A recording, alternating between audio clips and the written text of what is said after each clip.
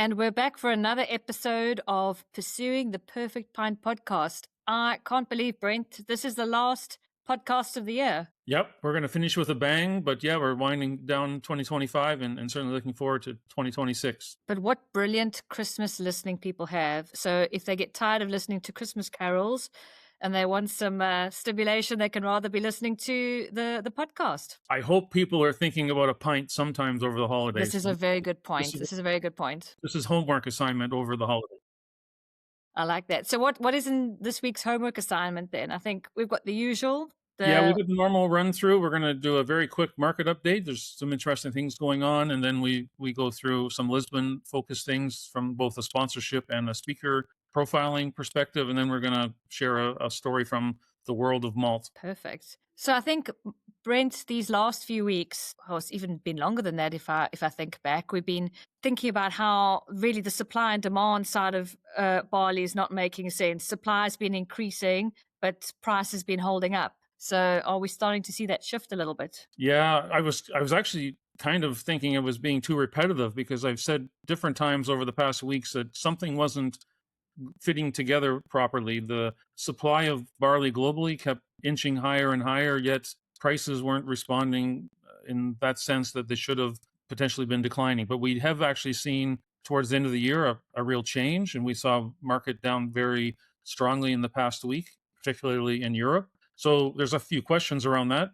Is it from the quiet season? People are starting to be on holiday mindset, or is it actually where economic theory is actually starting to show its influence over the market, and we're actually seeing things move lower? So there's a couple of things in my mind, and I think the real answer will be where do we see the market Sort turn of bottom out. Yeah. in January when everyone's back and full of their holiday celebration? You know, what direction do we set? I think that's probably the biggest question in my mind here as we end the year. Is we've seen prices down quite strongly, and is that going to continue, or are we going to see a bounce back? It could be one of either of those two options. But yeah, I mean, supply. that's a good point. Looking at that, the French prices dropped quite dramatically just in the last week. Yeah, it's been at the same time, which is interesting, Danielle.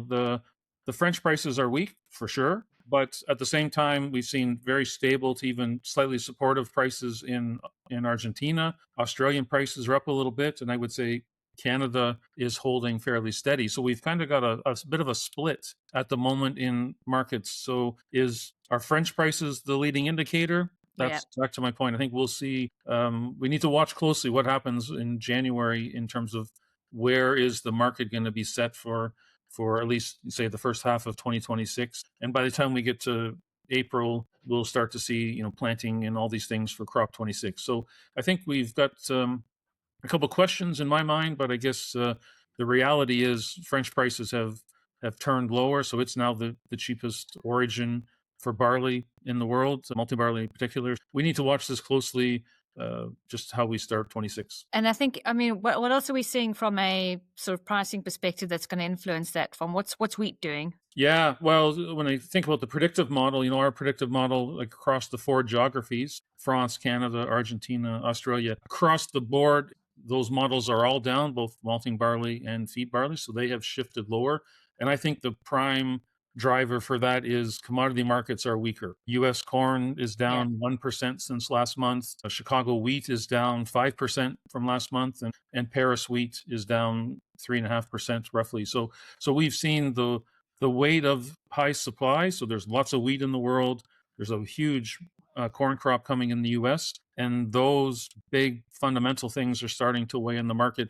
And what happens generally is barley, malting barley in particular, gets pulled along for the ride from these other big markets. So we need to watch that. It's definitely a weak commodity market. And I would even say the energy market is lower. Crude oil is down. Natural gas is down because temperatures have been quite moderate. So it's almost whatever commodity market you look at, they're all weaker. Yeah. So it's also part of the economic slump that we still are. So I see the question is, where does that level out? And yeah, well, but the old saying is, things don't go down forever. So what goes down must come back up. But it's really hard to think bullish in this market. There's just a lack of demand, and I think it's quite difficult to to think of anything too bullish from that perspective. So the first few weeks of Jan, we'll be able to have a bit more of where this might end up. Yep, January is quite important. Yeah, certainly from the market perspective. So we'll need to watch that closely as we go forward. But right now, the market feels heavy. Prices are down in the world of barley, at least in Europe. So it's certainly telling us that supply is very, very comfortable and demand is still pretty dismal. So if we move on from that, then Brent, I think the conference. If we change a little bit about the conference, I think you and I have spent a lot of time talking about how do we reward and acknowledge people who've done a good job in the supply chain. I think that's where the podcast started. Sharing all those good supply chain stories. But I think we've made a big change for Lisbon around how we want to acknowledge who's doing what good stuff in the supply chain. I mean, we've seen so many good stories, but trying to maybe acknowledge people at a company level, we've decided doesn't really make much sense. Rather to bring it down to a really good program or a plant or a project that people are doing well, and getting people to apply for the awards. Yeah. For the Excellence Awards, I guess what we've talked about, Danielle, is from RMI's perspective, it's always been my view that it's quite important to acknowledge and recognize people for some good efforts.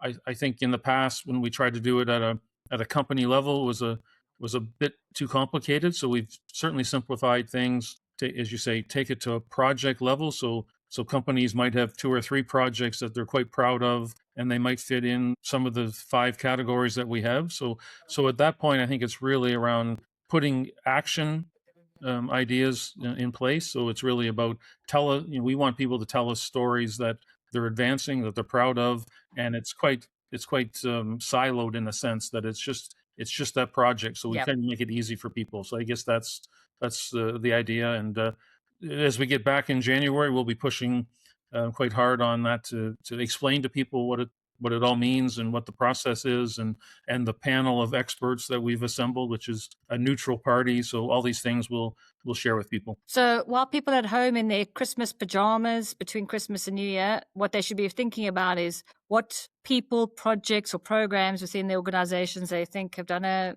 something interesting that's worth sharing with a broader malt supply chain. Yeah, I would say don't be shy. I think everyone's got some things that they're quite proud of. We do tend to see that people are a bit reluctant to beat their own drum, if I say it that way. But the other expression is, if you don't beat your own drum, no one else is going to do it. Yes, absolutely. We're kind of thinking, well, RMI will help, so we'll make it easy for you. But at the end of the day, there's so many, as you said at the beginning, there's so many great stories.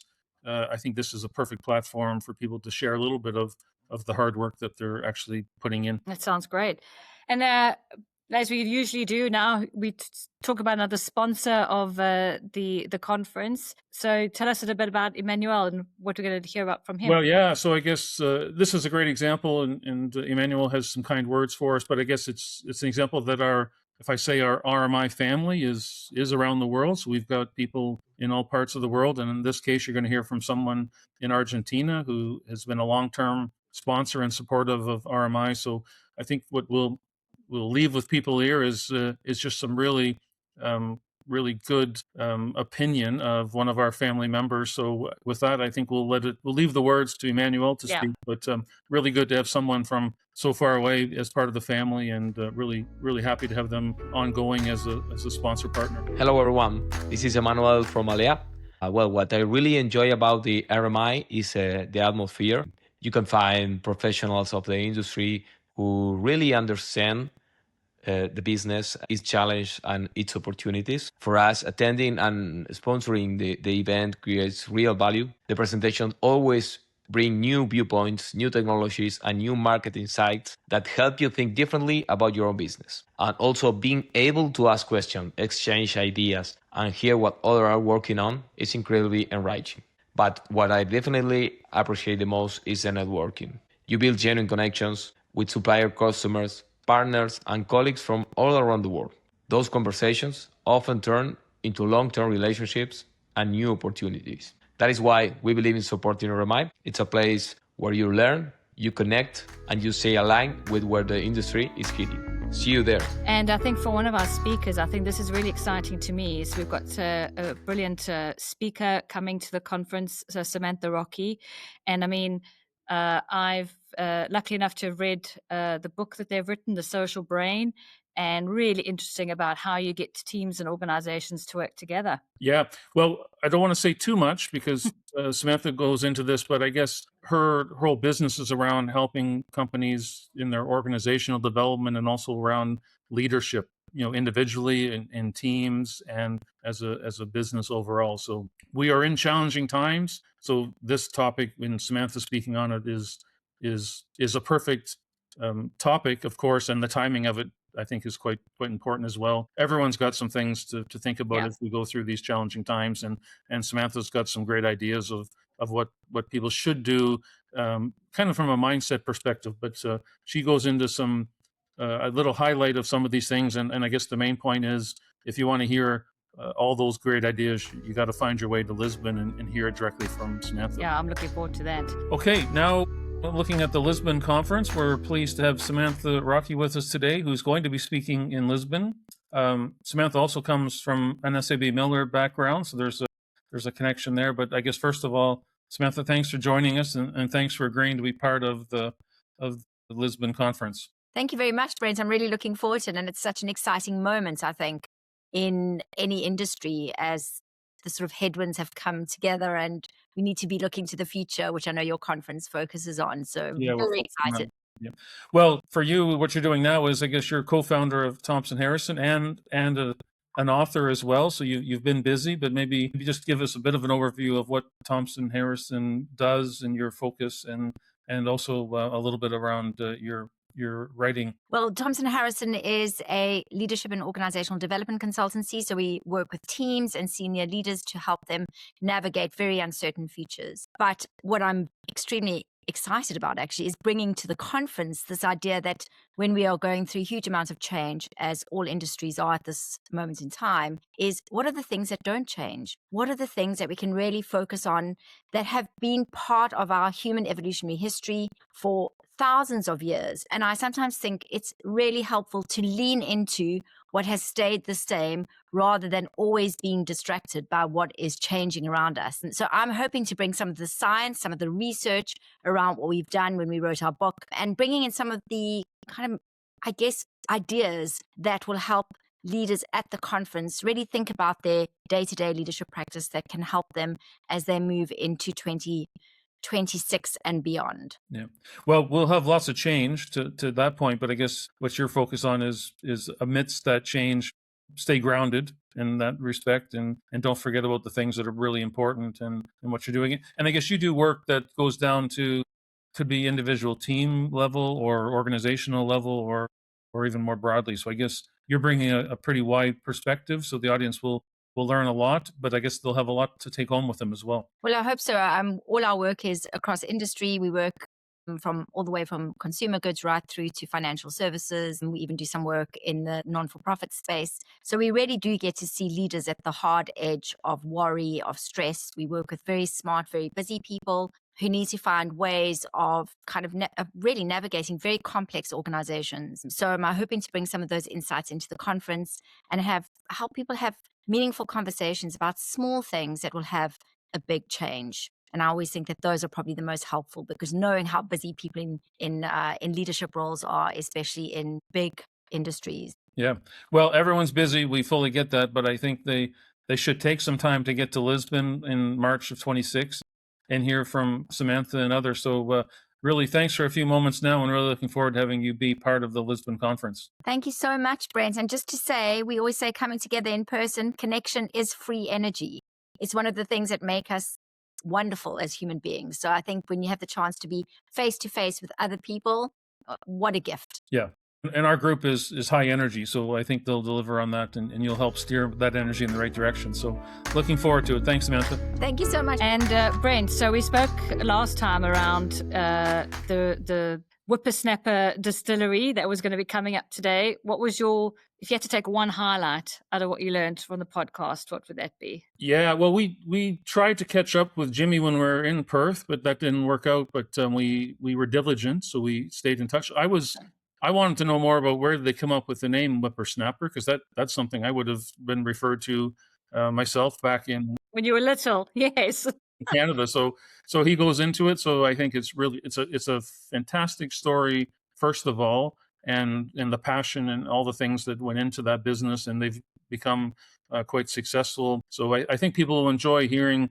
It's a really great story, and in typical fashion, it's just a casual conversation, but in that is a wonderful story. So it's the sort of thing that we want to profile. So it's really check the box, and it's from the distilling side because we want to continue to expand into the distilling side as well. So it's we felt we had a great time recording it. So I hope people enjoy it and hear directly from Jimmy on what led to Whipper Snapper Distillery and all that's involved in that. Exciting. Okay, well, today on the Pursuit of the Perfect Pipe, we're going to go down a slightly different path. We're in Perth, as many of you know, and in the course of doing that, we searched out and got connected with Whipper Snapper Distillery. Now, we didn't meet you, Jimmy, but we did have a chance to sample some of your products. So thanks for taking a few moments to reconnect in a way, and we want to hear a little bit about your story. But first of all, thanks for joining us. Thanks for having me on, Brad.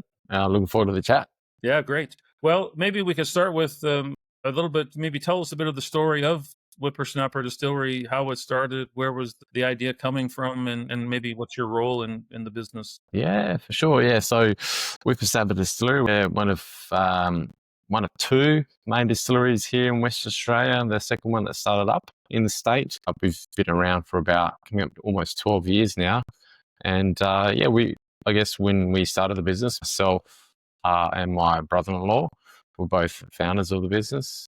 We started it as a way to, bring local grain to life, basically. I grew up in the wet world town of Narrogin, which is a region just outside of Perth, and it's one of the largest kind of grain growing regions in the country. Growing up, I always knew there was a lot of quality grain getting grown around me, and at some point in my life, probably when I started to find alcohol, I started to join those dots and started to wonder, what it would be like to turn some of these local grain into a whiskey. And Australia's not known for producing whiskey, as I'm sure a lot of your listeners would probably understand. We drink a lot of beer and wine, so it was a new industry making whiskey here in Australia. We set out to fulfill that dream. And yes, we were both young whippersnappers, hence the name of Whipper Snapper Distillery at one point. But, not being a whiskey producing nation, we wanted to build that knowledge. Myself and Alistair, we went traveling. I was a big bourbon fan. He was a big malt fan. We went to both. So we went to travel through America and travel through Scotland and picked up everything we could. And eventually convinced some family friends to invest in our dream. Now we were young, and we started what is known now as the Perth's home of whiskey. It's been 12 years now making the good stuff. And when you go back to those explorations, I guess in the US and in Scotland, did you find people quite helpful, or did they kind of look at you with a wonder of what these Aussie guys were really up to? Yeah, it was a very pat you on the back and say good luck, all the best here. You won't be able to do that over there. You guys don't know what you're up to. I guess not a bad thing. It gave us a lot more desire to get it done. But there was a few people that we met along the way that were very open and honest with us, and gave us a lot of advice. And one guy we stumbled across was a guy called Tom Cooper. He had a little craft distillery in Colorado. And he eventually retired and he sold his operation, and he became my mentor, which is very useful, not just from a distilling point of view, but also a small business point of view. I'm not running a business myself previously.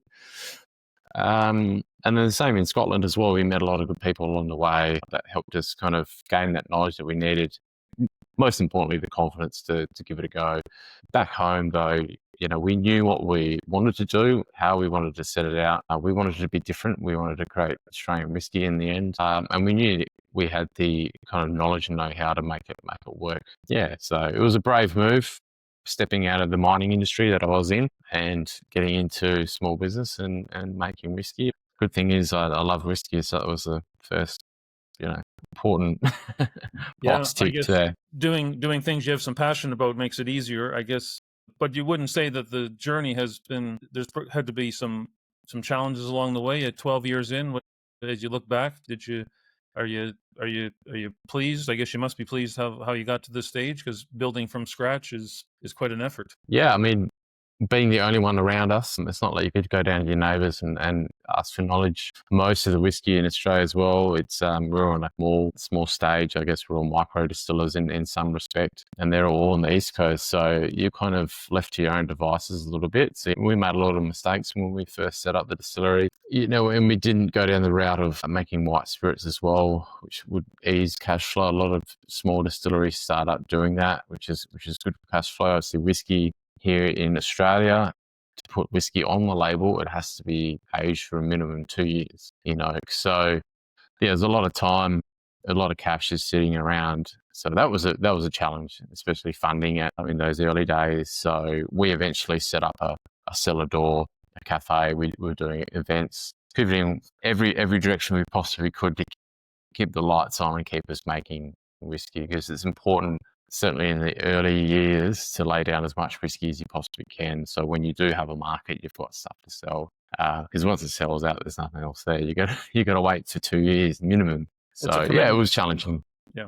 Well, when you just touched on it, I guess we had the chance that you say it's a cafe, but I say it's also got a nice bar feel to it as well. So I guess if people come on site, they can, if it's earlier in the day, there's a responsible coffee, but there's also, you can put some whiskey in it, I guess, if you wanted to blend the two together. So yeah, it's nicely done from that side. It's kind of cozy and it's got a good feel to it with the way you've branded it up and so on. So that'd be a good pull for people as well. But maybe that's a good lead into what I think you called the lineup of products. You obviously got the grain focus, but you're using a number of different grains, and I guess that comes through in the brands. Maybe you could just talk a little bit about that lineup that you've got out there. Yeah, so something we did very different to all our competitors in Australia and other distilleries was I've always wanted to produce a single malt, but let's start off and doing something a bit different. So we start off doing corn whiskies. Basically, it's a bourbon style whiskey. We don't call it that because obviously we're not in the US. We wouldn't do that. So we focused on the corn whiskies first before we rolled over into more grain whiskies. So we went down the path of then making a wheat whiskey, which is a bit of a first for the country. Same with the corn whiskey was. We went down the path of making a rye whiskey through some heirloom varieties, and then finally the single malt whiskey as well. And all these varieties we source all from my mates' farms. So we always had those connections with my mates and what they were growing. So it was easy for me to just see what they were up to. And even early on, before we got, so one of my mates in particular, he's just set up a malting plant on his farm. So he grows a particular variety and then he malts a particular spec for us now for the distillery. But before then, he didn't have the malting plant. So yes, I could get barley from him, but I couldn't get it malted. So we're doing unmalted variety whiskeys, so Irish style whiskey as well. But basically the focus for us as a brand and what we're passionate about is the provenance of the grain and how we can transform the provenance of that grain and the profile in through to the profile of the whiskey in the end. A lot of distilleries tend to focus on the barrel program to give you your end profile, and we forget about the grain, the inputs that go into making that whiskey. So that's why we wanted to change the narrative here in Australia. We're a young whiskey producing nation. We didn't have that tradition that we needed to kind of adhere to, like say Scotland does. So we wanted to rewrite that a little bit. And our focus was, me obviously being from the country and growing up on farms and working on farms, was to tell that side of the story and the grain difference as well. So that's where the focus started, really. Yeah. Well, as we kind of shared this leading up to this, we're big proponents of that. So it's really quite impressive to hear that you're already make that linkage. You could consider putting one of those mates on the label, or maybe at least have them invite in and get them in front of some of the consumers and keep telling that farmer story even to a greater extent. We think it's quite important as we share it. So. Yeah. It was. We only had access to one variety of malted barley that came from West Australia, and that was through Joe White's, which is basically what the CBH, which I don't know if you went out to Joe White's, the Bort malting plant, but I think 99.5% of that is exported out of the country, that malted barley, and they're one of the largest malting facilities in the Southern Hemisphere, and it's just down the road from us. But we couldn't get access to it as a local market. It wasn't getting sold here. But what we've seen since, there was a gap in the market, especially for a lot of local brewers who are obviously getting very competitive in that scene, and they were obviously demanding more specialty malts and things like that. So that's where we're starting to see a lot more craft maltsters pop up. And for us, that was the last thing we wanted to close that loop in terms of the storytelling, because our malt was actually it was obviously WA grown, but then malted to be commercial maltster. So we're losing that connection with the farmer because it's coming from multiple farms. So it's only recently, one of my good mates I grew up with, he's invested in his own malting plant called Loam Malting, and they're doing some pretty cool different varieties of spec malts and brewing malts, and which kind of cutting out the big guys basically. And that allows us as a distillery as well to get our own variety grown for us, or our own spec malt that no one else in the industry can get their hands on, basically, which is kind of cool. Similar to what we do with our coloured corn varieties as well. All our corn's grown up in the north of the state in Kununurra, and we import different varieties of maize, like our red corn, for instance. We got this variety in from overseas. It's called red corn. It was actually used in the bourbon scene or in the moonshine scene back in early 90s and kind of died out. Anyway, we got our farmer to grow some of this. We turned it into a whiskey to kind of highlight the differences between the two varieties of grain, the yellow corn versus red, and it picked up the world's best corn whiskey in 2023 at London. Yeah, it's just a lot of things going on with the local grains that we're kind of hopefully getting onto the world stage eventually as well. And the red corn was kind of the first. Yeah, it's interesting what you said there. The fact that there's a lot of malt exported from Australia in general, but it's kind of that big mass volume kind of a commodity type thing, and you had a whole different idea. You were actually wanting to be more bespoke and more looking at the actual variety specific, which is really the craft scene even in brewing. So I guess from that side, I think what you'll see is the bigger maltsters, some of those that you mentioned and others, they've I think started to realize that they need to cater more to people like yourselves, because it's a growing segment within the bigger picture, and they have to also invest a bit of time and effort behind it also. Yeah, no, definitely. Yeah, I don't know if you guys know Voyager Malt in the East Coast in Australia here. Yeah, no, love them.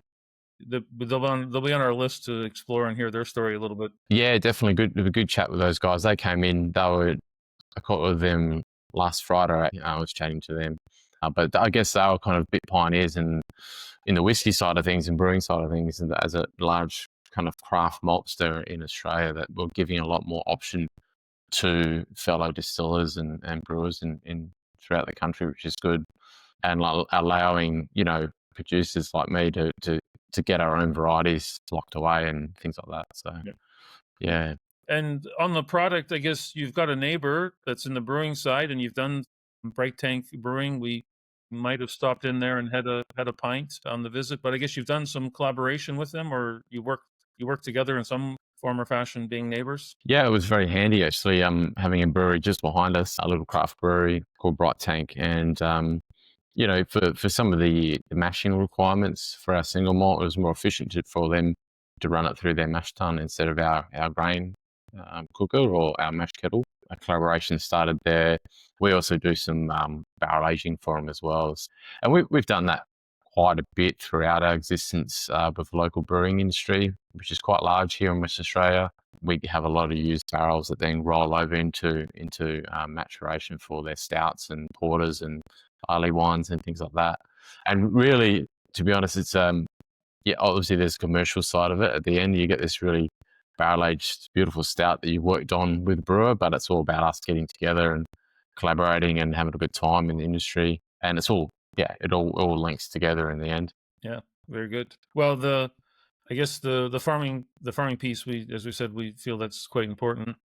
And maybe one other thing, Jimmy, when you think about the consumer traffic and so on, maybe starting with what's your number one selling brand? So maybe that would be interesting for people to know which brand is resonating best with consumers, and leading on to that, what are you seeing in terms of consumers and their behavior and what they are trending towards, or how they're consuming whiskey products? Yeah, I mean, our best seller is Upshot.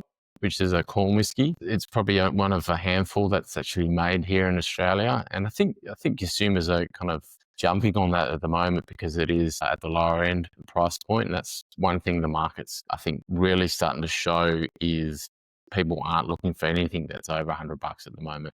So if you're not playing in that kind of sub $100 category, your product still needs to be good top quality to be Australian, but everything under $100 is kind of moving. And fortunately for us, we're producing that kind of corn whiskey. And what we say, like it's on every bottle of whiskey that we make, it's whiskey for the people. So it's quality whiskey at a good price.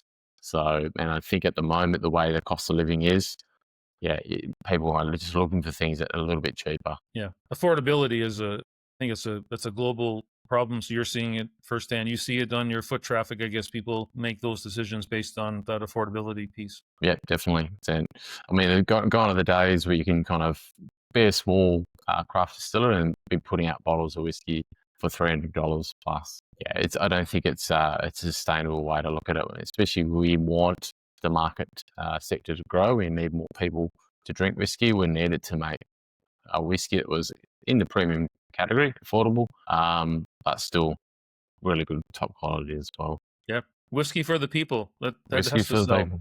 Yeah, exactly. Yeah, very good. I guess as we kind of wrap up, I guess, Jimmy, we normally call it the pursuing the perfect pint. As I said at the beginning, we'll probably deviate a little bit and more around the perfect drams. What would the perfect dram enjoyment look like as you see it? Well, my perfect dram is always enjoyed in good company. So it's not particularly the type of whiskey they're drinking, but it would probably be on a beach, kicking back after a long day of being in the ocean with friends and sharing a whiskey.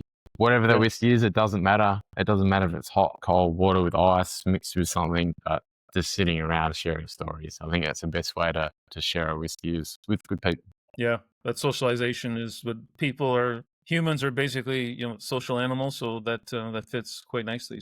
Well, Jimmy, thanks very much for taking some time. I guess what we would encourage anyone, if you're in the Perth area, be sure to stop by Whipper Snapper Distillery. There's a great tasting room there, and we really enjoyed it. And thanks again for the time. And we'll definitely join you again if we're back in Perth. Thank you very much. Yeah, sounds good. Thanks for having me on. Yep. Cheers, all. Cool. And Brent, the regional report. So we've been talking about these for the last few weeks, and I think there's been so much interest. So if you have to say which of the regional reports so far have you had the most interest in, and why do you think that is? Well, it's interesting, Danielle. I think there's two answers to that question. Europe in general has been quite popular. That's not surprising because most of our audience is 70% of our family is in Europe. So the European reports have been quite popular. But I have to say, like all 7 covering all corners of the earth, there's been interest in all of them at some levels. I guess that tells us that people are wanting to delve into. And it's global. It's global, and it's a little deeper dive into some of these things that we don't cover. We don't cover in the journal every 2 weeks, and sometimes we do some special reports. But the whole idea behind the reports is just to go a little bit deeper into each of these regions, and then people can kind of select the one that they want and do that. Next year, maybe they'll do a different one. So yeah, it's been quite good response, and we'll continue to do it as long as there's interest in it. And Brent, I have to say, on this next topic, I did have a smile as you, as a procurement person, offering your predictive model for a 3-month trial. So it's a real trial before you buy thing. So what's your thinking there? Well, a couple of things. Like we've got really good interest in the model, and I guess that's important, and that validates it to a degree. I think really what we're trying to do, we just want to get the insights into the hands of more people, and they if they haven't seen the report, they wouldn't really know so much about what it is. Yes, and once people try it and use it, I think it's you don't know what you don't know. So I guess it's this idea that have a look at it. You can try it. You can say thanks, but no thanks. But I guess we find that when people kind of have a chance to explore it and read it, I think you need to see 2 or 3 versions of it because you can start to see the story unfold, and it changes every month. Like I've talked about, commodity markets are really weak. Yes. The model has picked that up, which it should. It's statistically driven. So I think it's important, and it has an 18-month view, which is important. There's really nowhere where you can see a forward view to barley pricing. So yes, that's a really good point. The reason that we built it in the first place was statistically speaking, and you take all these inputs into account, just what is one view to where prices would be on an 18-month horizon. So that's the model in a nutshell, and we just want more people to have a look at it and try it, and happy to talk more with them if they have questions. Oh, perfect. And Brent, as we head to the end of our Pursuing the Perfect Pint podcast, our last one for 2025, where are you going to be celebrating your pursuit of the perfect pint over this festive period? Well, yeah, we're wrapping up 2025, as we said. I'm just outside of Gdansk, Poland at the moment, so I will be lovely. doing along the Baltic here. So I'm going to see what Poland has to offer in a perfect pint. So we'll try to make a recording or something along the way. But yeah, so I guess a little journey here into Poland, and then back to Switzerland and area and relaxing over the holidays. I hope everyone has a chance to kick back and recharge the batteries. We're going to do that because when the calendar rolls over to January, we are full on preparing for Lisbon and really looking forward to it. But the list of action items will grow pretty quickly. Absolutely. Oh, cheers, Brent, and enjoy the festive break. Yes, all the best. Cheers now.